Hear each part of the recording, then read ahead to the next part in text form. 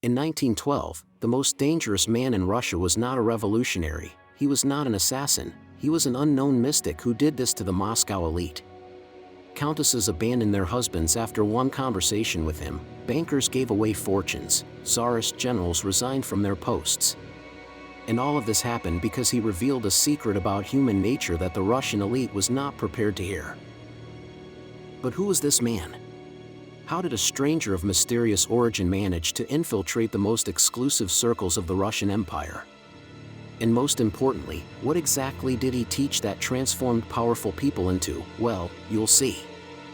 In the next few minutes, you will discover the secret method Gurdjieff used to break the minds of the elite, the forbidden technique he applied in private salons, the psychological experiment that left the Countess in a coma for 3 days, how he transformed the aristocracy's trauma into a spiritual awakening, and the shocking truth about what happened when the Tsar discovered his existence. And listen closely to this.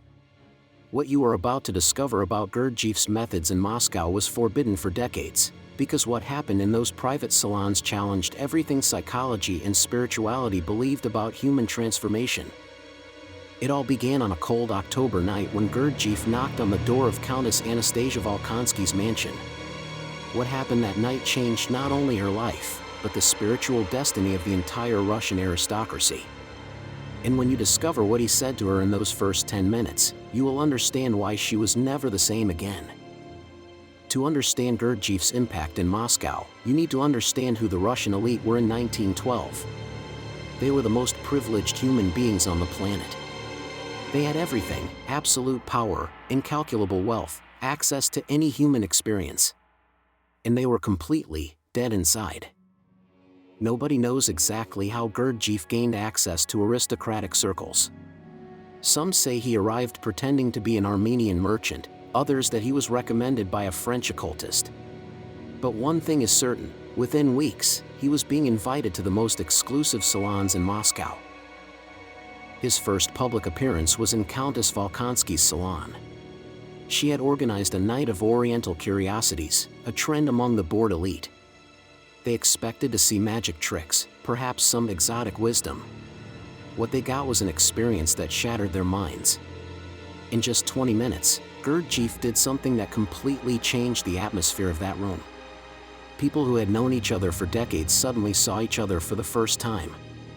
Social masks that had taken a lifetime to build disappeared. But what he did exactly that night will shock you.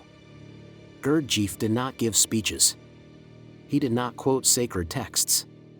Instead, he did something far more dangerous. He observed, with an intensity that cut through every layer of social pretense.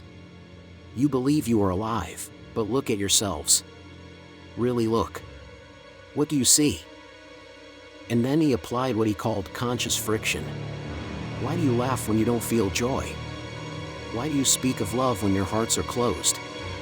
Why do you seek more power when you already have too much? One by one, the masks began to fall. And underneath, there was terror. The terror of discovering who they really were when all the social performance disappeared. Pause and think. When was the last time you looked in the mirror and asked yourself, who is this person when no one is watching? This is exactly what Gurdjieff forced the Russian elite to confront. Countess Anastasia was the first to break. After 30 minutes of Gurdjieff's silent observation, she began to tremble uncontrollably. She had realized something terrible. She had spent 40 years of her life playing a role she didn't even know she was playing. For the first time in decades, she was feeling something real. And it was devastating. What happened next was unprecedented in the history of the Russian aristocracy.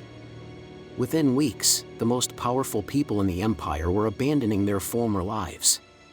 Literally. Count Boris burned his noble titles. Duchess Maria donated her entire fortune to orphanages. General Kutuzov resigned from the army. But how exactly did Gurdjieff achieve these radical transformations? The secret was in what he called conscious shock. He forced people to confront their internal contradictions until their false personality literally collapsed. And then, from the emotional chaos, something new emerged. Something real. Something they never knew existed. The most extreme case was with Countess Ekaterina Sheremeteva. Gurdjieff put her in an ego-death experience that lasted 72 hours. For 3 days, she was in a state between waking and sleeping, confronting every aspect of her artificial personality. When she came back, she was no longer the same person. Her own children didn't recognize her. But what she discovered about herself during those 72 hours changed not only her life, it changed her understanding of what it means to be human. And when you discover what she saw about the nature of human consciousness, you will never see yourself the same way again. But the transformation of the elite did not go unnoticed. When people with real power begin to question the nature of power, it becomes a threat to the system. Reports reached the Tsar about a mystical agitator who was corrupting the aristocracy with dangerous ideas. The Okhrana, the Tsar's secret police, began to investigate Gurdjieff. But they discovered something that left them bewildered. He was not preaching political revolution. He was not organizing protests. He was doing something far more subversive. He was teaching people to think for themselves. With World War I approaching and revolution in the air, Gurdjieff's situation in Moscow became untenable. In clandestine meetings, he began to prepare his most devoted followers for what was to come. Imagine having to choose between your old life, safe, predictable, but dead inside, and an unknown path of genuine transformation. This was the exact choice Gurdjieff forced the Russian elite to make. And the consequences of that choice echo to this day. Just 5 years after Gurdjieff's arrival in Moscow, the Russian Empire collapsed. Coincidence? Many of those who were transformed by Gurdjieff survived the revolution, not because they fled, but because they had already learned to live without being attached to external power. The methods Gurdjieff used with the Russian elite were not just for 19th century aristocrats. Today, CEOs of large corporations, politicians, and famous artists use these same techniques to discover who they are beyond their social roles. The question Gurdjieff asked the Russian elite is the same one I ask you now. Who would you be if all your social masks, your titles, your possessions, your achievements, simply disappeared? The answer to that question is the beginning of the same journey that transformed the Russian aristocracy more than 100 years ago. Gurdjieff's true legacy was not to destroy the Russian elite, it was to show that all of us are sleeping aristocrats in our own golden cages.